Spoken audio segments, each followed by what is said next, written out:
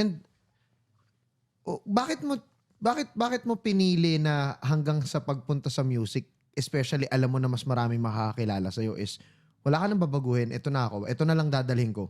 Hindi ko rin naman alam na makikilala ako sa music eh. Okay. Kasi alam mo yun, ginagawa ko lang siya. Hindi naman ako para makilala eh. Mhm. Kumbaga may dahilan kasi kung ba't ako nag-music eh. Okay, pwede ba natin daanan yun? Paano ka napunta sa kung ano yung karera mo ngayon? Kasi ngayon ganon, lugar ko magulo. Okay. Okay. So may mga trip yung kaibigan na nagbo-music sila na katuwaan lang ba? Like, especially si CKYG talaga. Si CKYG talaga nag-influence sa amin sa music eh. Okay. Si CKYG, si Sak, nagawa sila ng kanta. Mhm. Nagawa sila ng kanta na parang nagnanakaw sila ng mga chorus sa ibang bansa din nilalagyan nila ng mga verses nila. Okay. Parang okay. ganon, parang Okay. ganon. Parang cover din siya, ganon. Okay. So, kukuha na sila ng hook, same na yung beat, lalagyan na lang nila ng verse nila.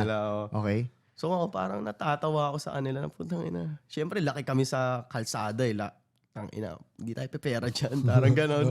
Hindi mo tayo pepera dyan. Ano yung mga pinagtitrip nyo na yan? Kumbaga wala ka namang kilalang naging successful dahil doon. Wala akong tinitignan. Wala akong nakikita na successful sa music dahil una sa lahat, hindi naman ako ma-internet dahil sa kalsada, pera-pera lang kami. Kumbaga, Oo. ganon. Diskarte talaga. Oo, nakikita ko si CKYG pati si Sak. Ayan, gumagawa sila ng music. Pero tinatawanan ko sila. Okay. Tinatawanan ko sila ng palim. Parang, kukulit na ito. Mhm. Tapos, yun nasama na nila yung kapatid ko. Okay. Si Baby Blood. Okay. Bata pa lang si Baby Blood. Siguro mga 12, ganon. Okay. Si Baby Blood yung Oo. una nilang nasama before Oo. you. Oo, hindi talaga. Wala akong balak sumama sa kanila. Hindi ako sasama sa ganon. Parang naiisip ko na hindi ako pare dyan. Okay, okay. So, okay. ako, laman lang sila ng, kumbaga, tinatawanan ko lang talaga sila. Ulit nyo, parang ganon. So, parang nakikita ko seryoso sila eh. Seryoso sila sa ginagawa nila eh. Paulit-ulit sila nagbibideo. Kasi nagbibideo sila sa bahay namin. Sobrang sikip ng bahay namin. Putang, makikita mo yung mga kahoy-kahoy sa gilid. Alam mo yun, yung mga tuklap-tuklap na kahoy. Mhm, mhm. Yung mga punda na madumi, mga ganon type Sama-sama shit. na lahat. Oo, sama-sama. Doon sila nagbibideo. So, nasa kwarto ako lagi. Sa labas ng kwarto kasi namin yun. Mhm. Sa labas ng kwarto ko, nagbibideo sila madalas doon. Nagigitara sila. Nakikita ko sila. Tinatawanan ko sila. Tapos parang, nakigayga lang ako doon. Kasi, ayun nga eh, kumbaga sanay ako mag-isa eh. Sanay ako mag-isa. Tapos, ayun, nag-aral ako ulit. Kasi mga panahon na pasukan na ulit eh. Wala pang lockdown ito. Nag-aral ako. Then, may mga kaibigan ako sa school. May mga naging kaibigan ako sa school na private. Kasi nilipat ako ng parents ko sa private para somehow magbago ako eh. Baka tumino ka daw baka doon. tumino ako. Gumawa sila ng paraan para makapag-private ako. Talagang dalawa sila nagtrabaho. Nanay at tatay ko nagtrabaho sila. Yung tatay ko nagtrabaho sa custom. Yung mama ko parang naglilinis ata ng kuko para makapasok ako doon sa private school na yun. Gusto niya maiba yung environment ko eh. Kumbaga, bagong tao naman. Baka makita mo na pwede pa lang ganito yung lifestyle. May mga kaibigan ako sa school sa Arellano na nagbo-music sila. Okay. So ako, nakikita ko sa mga pinsan ko, yun, mga kaibigan ko sila na nagbo-music din sila. So, kumbaga, para sa akin, weird kayo. Oo. Weird kayo. Kukulit niya. Pero, May nagme-music sa bahay, may nagme-music pa rin sa school. pero dumating sa point kasi na parang sila lang yung nakakatanggap sa ugali ko eh.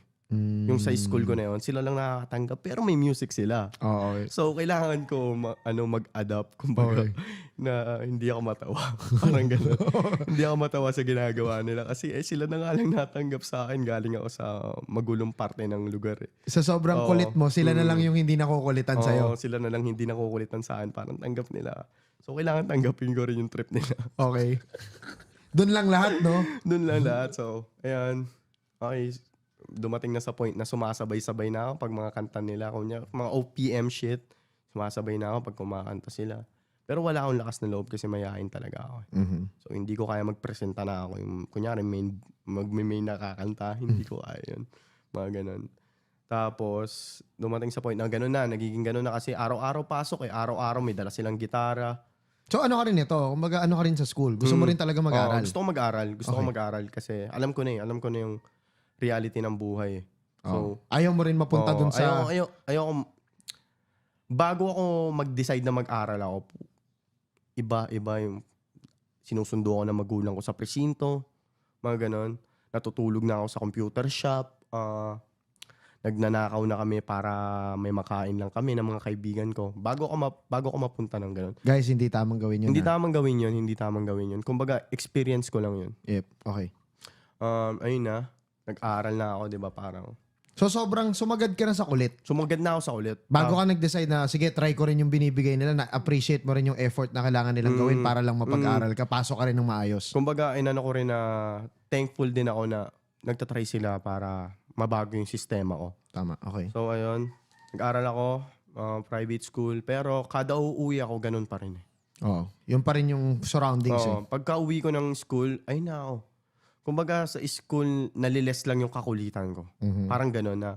Pag pumapasok ako medyo, Estudyante. sobrang kulit na estudyante pero alam mo yun, kahit pa paano, gusto manatili sa ganito. Parang ganun ako. So pag uuwi ako, may mga chat sa akin yung mga kaibigan ko na, tara may sugal dito. Parang mga ganun. Ayun yung parang reality ko pag umuwi na ako. May sugal dito. Tara ano tayo dito? Parang ganun. I-discarte daw doon ah. Parang mga ganun. May pwede tayong pagbirahan doon ah. Term namin sa nakaw yun ah. May mabibirahan tayong bago. Kunyari may bagong shop, gano'n na mabibirahan natin. Tanga yung bantay, mga gano'n.